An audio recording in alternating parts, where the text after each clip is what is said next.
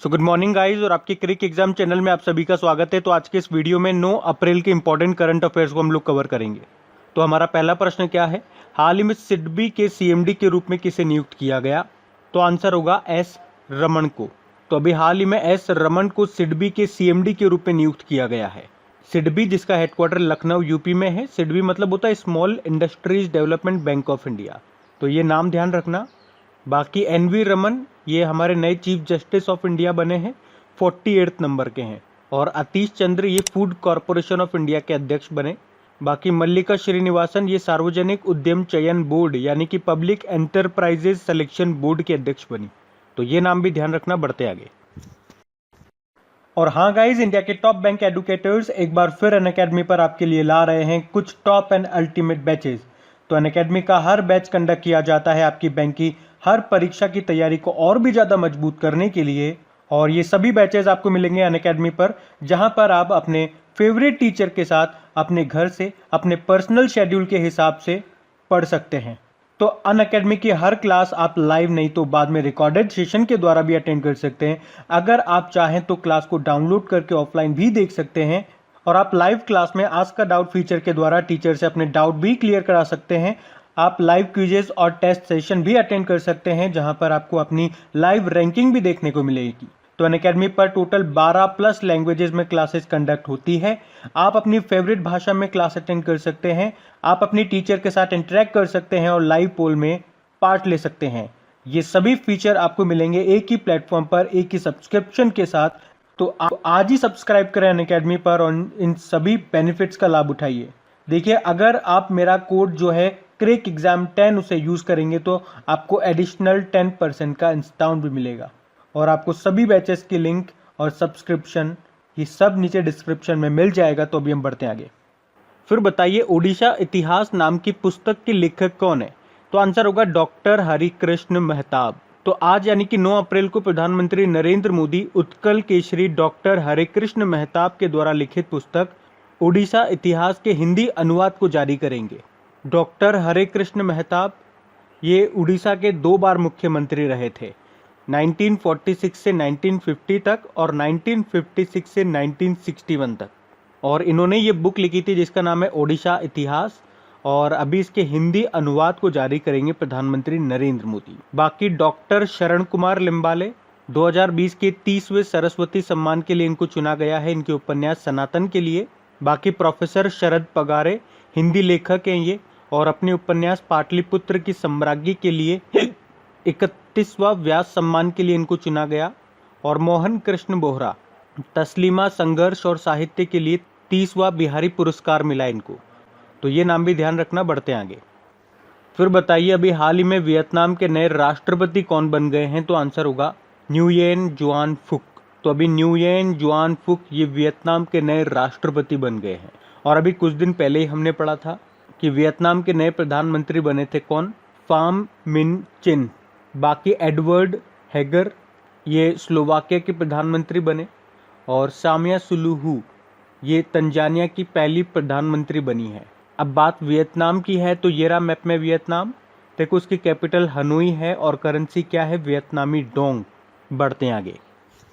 फिर बताइए, my mother my hero नाम की बुक को किसने लिखा है? तो आंसर होगा अच्युता समांता ने। तो अभी हमारे जो वाइस प्रेसिडेंट है एम वेंकैया नायडू जी, इन्होंने ही इस बुक को रिलीज किया है जिसको लिखा है अच्युता समांता ने। बाकी डॉक्टर शैलेंद्र जोशी जिन्होंने भी अभी एक बुक लिखी थी सुपारी पालन नाम से, जिसको अभी लॉन्च किया था vice president M Venkaiah Naidu ji ने। और Nitin Gokhale Manohar Parrikar brilliant mind simple life नाम की बुक को लिखा। और Indra Nooyi my life in full work family and our future नाम की बुक को लिखा इन्होंने। बढ़ते आगे। फिर बताइए, विप्रो के मैनेजिंग डायरेक्टर के रूप में अभी किसे नियुक्त किया गया? तो आंसर होगा सारा एडम गेज को। तो अभी विप्रो ने ऑस्ट्रेलिया और न्यूजीलैंड संचालन के लिए मैनेजिंग डायरेक्टर के रूप में सारा एडम गेज को नियुक्त किया है। विप्रो इसका हेडक्वार्टर आपको मिलेगा बेंगलुरु में। और इसके सीईओ नए बने थे अभी, क्या नाम है उनका? थियरी डेलापोर्ट। बाकी अमित चड्डा ये Larsen and Toubro technology services के एमडी सीईओ बने। Sanjeev Kumar airport authority of India के चेयरमैन बने। और सौरभ गर्ग यूआईडीएआई के अध्यक्ष बने। बढ़ते आगे। फिर बताइए अभी किस राज्य सरकार ने लैब ऑन व्हील्स को शुरू किया है? तो आंसर होगा दिल्ली। तो अभी सरकारी स्कूल के छात्रों को क्वालिटी एजुकेशन देने के लिए दिल्ली सरकार ने अभी लैब ऑन व्हील्स को शुरू किया है। तो ये इनिशिएटिव दिल्ली टेक्नोलॉजिकल यूनिवर्सिटी के सहयोग से ग्रामीण और पिछड़े क्षेत्रों में रहने वाले बच्चों को शिक्षा प्रदान करने के लिए है। देखो, दिल्ली के मुख्यमंत्री अरविंद केजरीवाल है, अनिल बैजल यहाँ के लेफ्टिनेंट गवर्नर है। अभी दिल्ली सरकार ने सहेली समन्वय योजना को भी शुरू किया था और अभी दिल्ली सरकार ने अपने बजट को देशभक्ति बजट के नाम से भी प्रस्तुत किया था। और याद रखना, भारत का सबसे बड़ा किडनी डायलिसिस अस्पताल, इसका उद्घाटन किया गया दिल्ली में ही। बढ़ते आगे।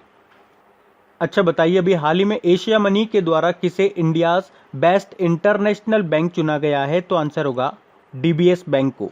तो अभी डीबीएस बैंक ऑफ इंडिया को यूरोमनी इंस्टीट्यूशनल इन्वेस्टर ग्रुप के वित्तीय प्रकाशन एशिया मनी के द्वारा बेस्ट इंटरनेशनल बैंक चुना गया है।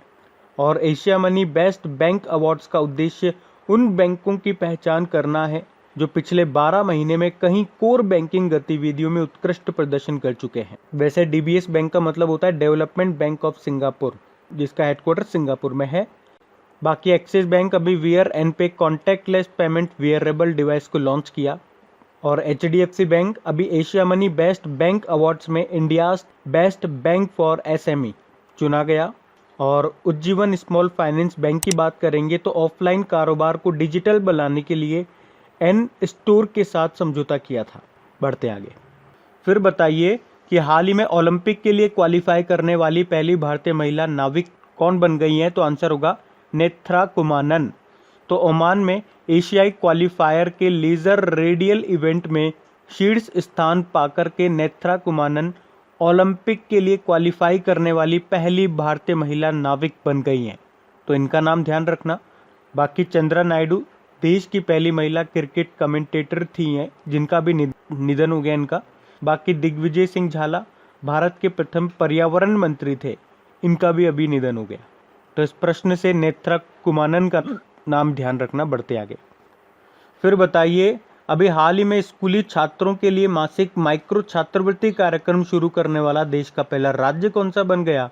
तो आंसर होगा सिक्किम। तो स्कूली छात्रों के बीच सीखने को प्रोत्साहित करने के लिए सिक्किम सरकार स्कूली छात्रों के लिए अपने मासिक माइक्रो स्कॉलरशिप प्रोग्राम को शुरू करने वाला पहला राज्य बन गया है। बाकी देखो, उड़ीसा, अभी उड़ीसा सरकार ने महेंद्रगिरी को राज्य के दूसरे बायोस्फीयर रिजर्व के रूप में प्रस्तावित किया था।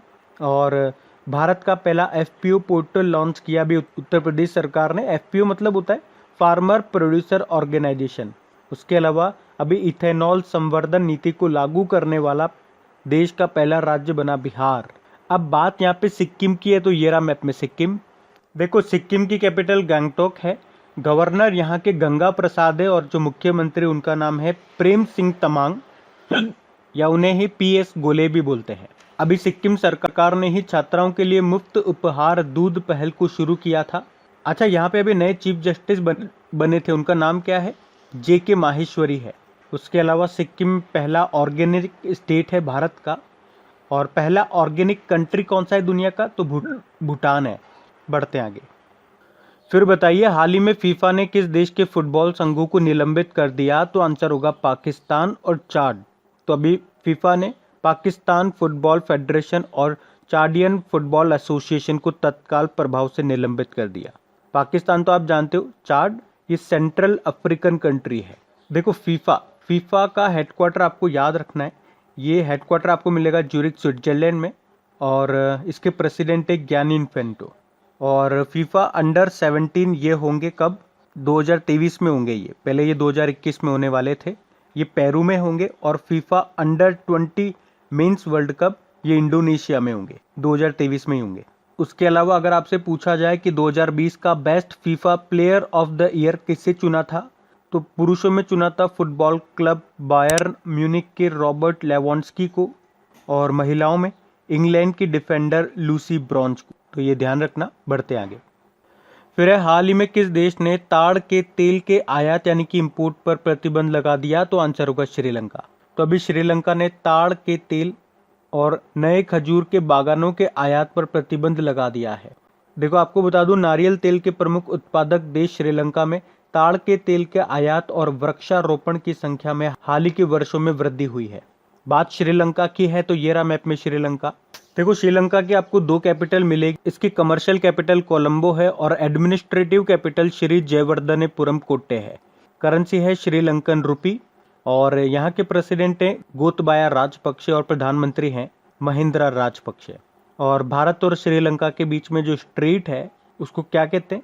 पाक स्ट्रीट कहते हैं, पाक जल डमरू मध्य। उसके अलावा साउथ एशिया का सबसे ऊंचा टावर ये बना है श्रीलंका में, जिसका नाम है लोटस, जिसकी ऊंचाई है 350 मीटर। और श्रीलंका के साथ कौन कौन सी एक्सरसाइज करते हैं हम?